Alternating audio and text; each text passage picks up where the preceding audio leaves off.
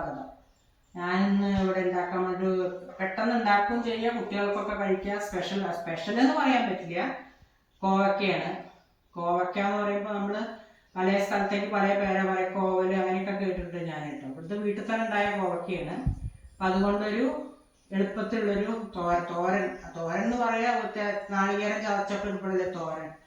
ഇത് നാളികേരം ചതച്ചിടണമെന്നില്ല, നാളികേരം ഇട്ടിട്ടുള്ളൊരു ഉപ്പേരി. ഞങ്ങളവിടേക്ക് ഉപ്പേരി എന്ന് പറയും. വേറെ ഭാഗത്തേക്ക് ഉപ്പേരി എന്ന് പറഞ്ഞാൽ ചിപ്സ്, ചെറിയ ചിപ്സിനൊക്കെയാണ് ഉപ്പേരി പറയും. ഇവിടെ ഞങ്ങൾക്ക് ഉപ്പേരിയാണ്. നമുക്ക് വീഡിയോയ്ക്ക് പോകാം. ആദ്യം ഒരു പാൻ വെക്കുന്നതാണ്. പാൻ വെച്ച് പറ്റിക്കാം. കോവക്കയാണ് ഇന്നലെ ഉപ്പേരി ഉണ്ടാക്കിയതാണ്. പക്ഷെ ഇവിടെ എനിക്ക് കാണിച്ചു തരാൻ വേണ്ടി ഞാൻ കുറച്ച് മാറ്റി വെച്ചതായിരുന്നു. കുറച്ച് വെളിച്ചെണ്ണ ഒഴിക്കാം ആദ്യമായിട്ട്. അധികം എണ്ണ വേണ്ട, പിന്നെ ഓയിലൊക്കെ എപ്പോഴും കുറയ്ക്കല്ലേ നല്ലത്. എന്നിട്ട് കുറച്ച് എണ്ണ ചൂടാവട്ടെ. കുറച്ച് കടുകിട്ട് പൊട്ടിക്കുക. കടുക് കുറച്ചിട്ടു. കടുകിട്ട് കുറച്ച് 2 വറ്റൽമുളക്, ചുവന്ന മുളകില്ല, വറ്റൽമുളക് പൊട്ടിച്ചിട്ടു. പിന്നെ പച്ചമുളക് ഒരു 3-4 എണ്ണം അതിടാം.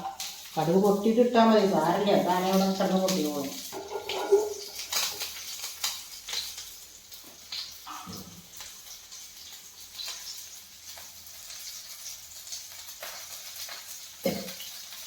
പിന്നെ വലിയ സ്പെഷ്യൽ എന്ന് പറയുന്നത് നിലക്കടലയാണ്. നിലക്കടല പറഞ്ഞാൽ പ്രോട്ടീൻ റിച്ച് അല്ലേ. അപ്പോൾ എല്ലാത്തിനും ഉപയോഗിച്ചില്ലെങ്കിൽ കുട്ടികളൊന്നും ഈ കോവയ്ക്കൊന്നും കഴിക്കില്ലല്ലോ. അപ്പോൾ അവർ ഈ നിലക്കടല കാണുമ്പോൾ ചിലപ്പോൾ കഴിച്ചു എന്ന് വരും. നിലക്കടല ഞാനൊന്ന് ഡ്രൈ റോസ്റ്റ് ചെയ്തതാണ്, ഒന്ന് ചൂടാക്കി എടുത്തതാണ്. ഇതിൽ എണ്ണയിൽ കിടന്ന് ഒന്നും കൂടി ഒന്ന് വേവണം. നല്ലോണം വേവണമെന്നൊന്നുമില്ല.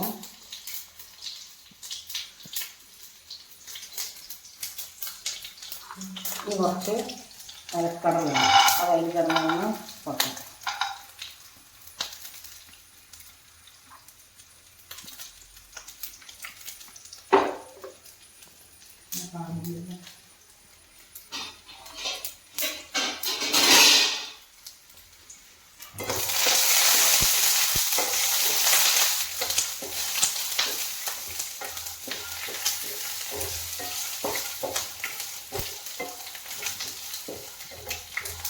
നിലക്കടല ഏകദേശം കുറച്ചുകൂടി ഫ്രൈ ആയിട്ടുണ്ട്. ഇനി കുറച്ച് സവാള കുറച്ച് അരിഞ്ഞത് അതിലിട്ടിട്ടുണ്ട്. അതും കൂടി ഒന്ന് ചെറുതായിട്ട് വഴന്ന് വരണം.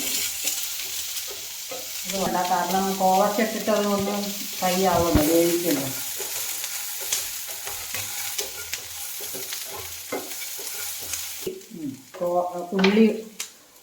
ഉള്ളി പൂത്ത് വന്നു.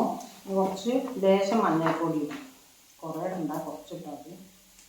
ഒരു 1/4 ടീസ്പൂൺ മഞ്ഞൾപ്പൊടി. പച്ചമുളക് നമ്മൾ ഓൾറെഡി ഇട്ടിട്ടുണ്ടല്ലോ, അപ്പോൾ കുറച്ച് മുളക് പൊടി ഇട്ടാൽ മതി. ലേശം ഒരു 1/2 സ്പൂണോളം മുളക് പൊടി. വേണമെങ്കിൽ കളറൊക്കെ വേണമെന്നുള്ളതെങ്കിൽ കാശ്മീരിയൊക്കെ ഇടാം. ഞാൻ കാശ്മീരി ഒന്നും ഇട്ടിട്ടില്ല. അതിന് ശേഷം നമുക്ക് കുറച്ച് ഈ കോവയ്ക്ക അതിലേക്ക് ഇടുക.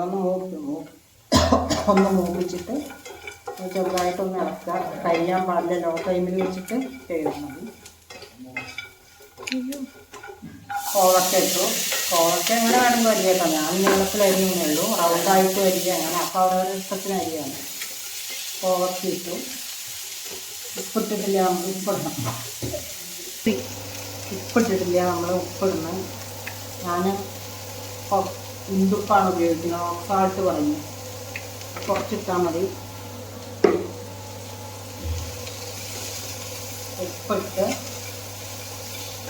ഒന്ന് ഇളക്കുക.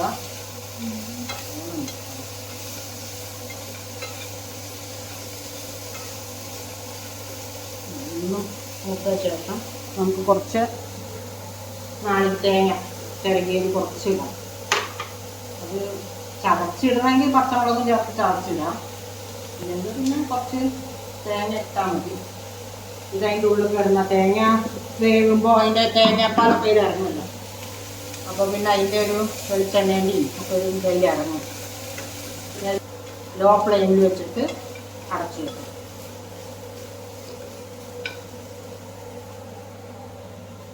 വെള്ളം ഒഴിച്ചാൽ കുറേ ഒഴിക്കണ്ട.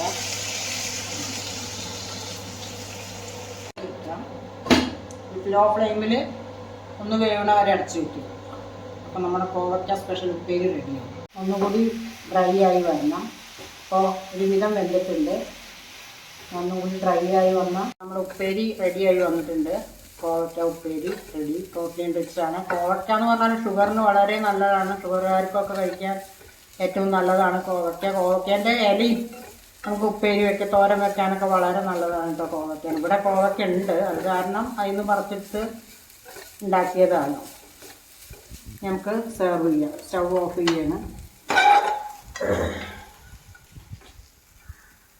അത് നിങ്ങൾക്ക് കാണിക്കാൻ വേണ്ടി ഞാൻ നിങ്ങളുടെ പാത്രത്തിലേക്ക് സെർവ് ചെയ്യണം.